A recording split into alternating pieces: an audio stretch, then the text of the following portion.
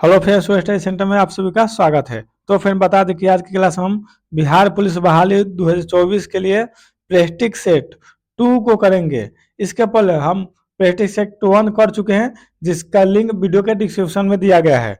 और एक बता दें कि आज की क्लास में जीके, जीएस और हिंदी को पढ़ेंगे। जो बच गया इंग्लिश और मैथ, उसके लिए अलग से क्लास को लाया जाएगा। तो फिर बता दें कि इस क्लास में टोटल नए सिलेबस पर आधारित प्रश्न है, यानी जो बिहार बोर्ड की ओर से नया सिलेबस जारी हुआ है उसी के आधार पर हम प्रैक्टिस सेट को लेकर आए हैं। तो चलिए हम क्लास को स्टार्ट करते हैं। तो पहले हम हिंदी को पढ़ेंगे, उसके बाद जीके की तरफ चलेंगे। तो आज का हमारा पहला प्रश्न है, अवयव शब्द से भाववाचक संज्ञा का सही उदाहरण है। तो फ्रेंड बता दें कि अवयव शब्द से भाववाचक संज्ञा का सही उदाहरण खट्टा से खटास है। जो खट्टा से खटास होता है वह अवयव शब्द से भाववाचक संज्ञा का उदाहरण है, इसलिए इसका करेक्ट आंसर बी होगा, खटास। तो फिर एक और बात बता दें कि क्वेश्चन ज्यादा है, इसलिए सिर्फ सही ऑप्शन को ही टिक करेंगे ताकि कम समय में अधिक से अधिक क्वेश्चन को कर सके। चलिए बढ़ते अपने दूसरे प्रश्न की ओर। तो फ्रेंड दूसरा प्रश्न है, सुधा का विपरीतार्थक शब्द है। तो फ्रेंड बता दें कि सुधा का विपरीतार्थक शब्द मुधा होता है, इसलिए इसका करेक्ट आंसर होगा डी, मुधा। अगला प्रश्न है, हरिश्चंद्र कौन से संधि का उदाहरण है। तो फ्रेंड बता दें कि हरिश्चंद्र जो है वह दीर्घ संधि का उदाहरण है, इसलिए इसका ऑप्शन होगा बी, दीर्घ संधि। चलिए बढ़ते अपने अगले प्रश्न की ओर। तो फ्रेंड अगला प्रश्न है, द्रव पदार्थ पुल्लिंग होते हैं, इसका अपवाद कौन सा है। तो फ्रेंड जो प्रश्न पूछा है कि द्रव पदार्थ पुल्लिंग होते हैं, इसका अपवाद कौन सा है। तो फ्रेंड बता दें कि इसका अपवाद लस्सी है, यानी लस्सी एक स्त्रीलिंग शब्द है, इसलिए यह अपवाद है, इसलिए इसका करेक्ट आंसर होगा सी, लस्सी। दया संज्ञा का विशेषण क्या होगा।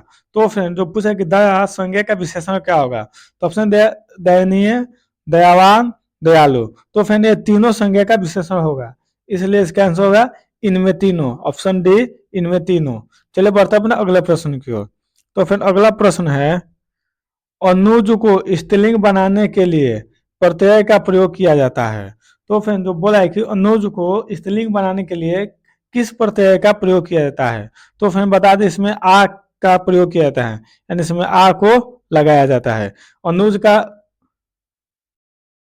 स्त्रीलिंग अनुजा होता है। तो फ्रेंड चलिए बढ़ते हैं अगले प्रश्न की ओर। निम्न में कौन द्वंद्व समास का उदाहरण है। तो फ्रेंड बता दें कि द्वंद्व समास उसे कहते हैं जिसमें दोनों पद प्रधान होता है, यानी द्वंद्व समास में दोनों पद प्रधान होता है। तो यहाँ पे जो ऑप्शन दिया है सी, दिन रात दिन। तो फिर यहाँ पे दोनों पद प्रधान है, इसलिए इसका करेक्ट आंसर होगा सी, रात दिन। चलिए बढ़ते अपने अगले प्रश्न की ओर। तो फिर अगला प्रश्न है, लक्ष्य का प्रवाची शब्द है। तो फ्रेंड जो प्रश्न बोला है कि लक्ष्य का प्रवाची शब्द क्या है। तो फ्रेंड बता दें कि लक्ष्य का प्रवाची शब्द गंतव्य है, इसलिए इसका आंसर होगा डी, गंतव्य। चलिए बढ़ते हैं अगले प्रश्न की ओर। अगला प्रश्न है, पानी बरस रहा है, यह कैसा वाक्य है। जो तो फिर बता दें कि जो प्रश्न पूछा है कि पानी बरस रहा है यह कैसा वाक्य है। तो फिर बता दें कि यह एक सरल वाक्य है, जो पानी बरस रहा है वह एक सरल वाक्य है। चलिए बढ़ते हैं अगले प्रश्न की ओर। तो फिर अगला प्रश्न है, निम्नलिखित में शुद्ध वाक्य का चयन करें। तो फ्रेंड जो ऑप्शन दिया है इसमें से शुद्ध वाक्य को चयन करना है। तो फिर पहला दिया है, मेरा नाम श्री आनंद जी है।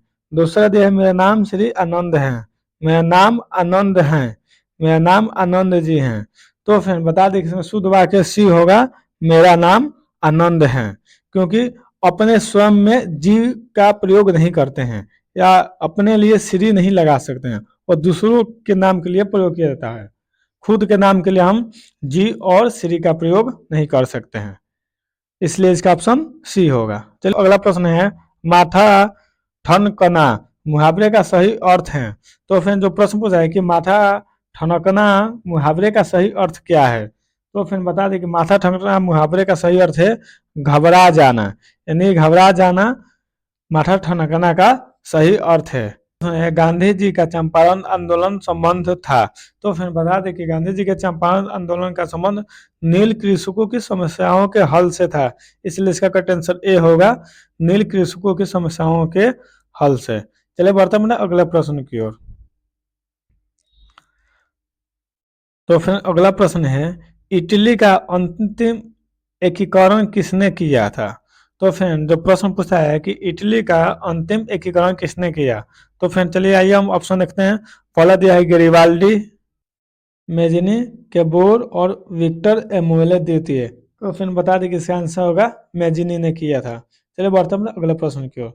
अगला प्रश्न है, अरबों ने सिंध पर आक्रमण किया था, यानी अरबों ने सिंध पर कब आक्रमण किया था? तो फिर बता दें कि अरबों ने सिंध पर आक्रमण 710 ईस्वी में किया था, इसलिए इसका करेक्ट आंसर होगा सी 710। चलिए बढ़ते अपने अगला प्रश्न की ओर। अगला प्रश्न है, डिस्कवरी ऑफ इंडिया के लेखक थे? तो फिर बता दें कि डिस्कवरी ऑफ इंडिया के लेखक जवाहरलाल नेहरू थे, इसलिए इसका करेक्ट आंसर होगा डी जवाहरलाल नेहरू। चलिए बढ़ते हैं अगला प्रश्न की ओर। और अगला प्रश्न है, भक्ति आंदोलन का जन्मदाता किसे माना जाता है? तो फिर बता दें कि भक्ति आंदोलन का जन्मदाता वल्लभाचार्य को माना जाता है, इसलिए इसका करेक्ट होगा सी वल्लभाचार्य। चलिए बढ़ते हैं अगला प्रश्न की ओर। और अगला प्रश्न है, मंगोल कहाँ के निवासी थे? तो फिर बता दें कि जो मंगोल थे वह अफगानिस्तान के निवासी थे, इसलिए इसका करेक्ट आंसर होगा बी अफगानिस्तान। चलिए बढ़ते अपने अगले प्रश्न की ओर। अगला प्रश्न है, बाबर कहाँ का निवासी था?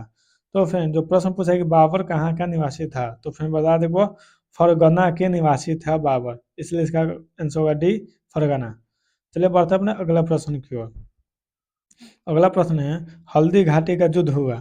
तो फिर बता दें कि हल्दी घाटी का युद्ध 1597 ईस्वी में हुआ था। चलिए बढ़ते हैं अगला प्रश्न की ओर। अगला प्रश्न है, दीन ए इलाही की स्थापना की? तो फिर बता दें कि दीन ए इलाही की स्थापना अकबर ने किया था, इसलिए इसका आंसर होगा डी अकबर। चलिए बढ़ते हैं अगला प्रश्न की ओर। अगला प्रश्न है, अबुल फजल ने अकबर के संबंध में जो ग्रंथ लिखा था वह था? तो फिर बता दें कि जो अबुल फजल ने अकबर के संबंध में जो ग्रंथ लिखा था वह, जो ऑप्शन दिया है, आईने अकबरी, अकबरनामा, इनमें से कोई नहीं था, इसलिए इसका आंसर होगा डी उपयुक्त में से कोई नहीं। चलिए बढ़ते अपने अगला प्रश्न की ओर। अगला प्रश्न है, बिरसा मुंडा ने ईसाई मिशनरियों पर कब हमला किया? तो फिर बता दें कि बिरसा मुंडा ने ईसाई मिशनरियों पर 8 जनवरी 1900 ईस्वी को हमला किया था, इसलिए इसका आंसर होगा डी 8 जनवरी 1900 ईस्वी को। चलिए बढ़ते अपने अगला प्रश्न की ओर।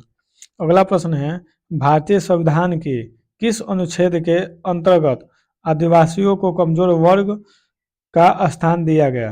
तो फिर बता दें कि यह अनुच्छेद 342 के अंतर्गत कहा गया था कि आदिवासियों, यानी भारतीय जो आदिवासी है वह कमजोर वर्ग के हैं, इसलिए इसका ऑप्शन होगा ए अनुच्छेद 342। चलिए बढ़ते हैं अगले प्रश्न की ओर। तो फिर अगला प्रश्न है, झारखंड को राज्य का दर्जा कब मिला? तो फिर बता दें कि झारखंड को 1 नवंबर 2000 ईस्वी को राज्य का दर्जा मिला था, इसलिए इसका ऑप्शन होगा ए 1 नवंबर 2000 ईस्वी को।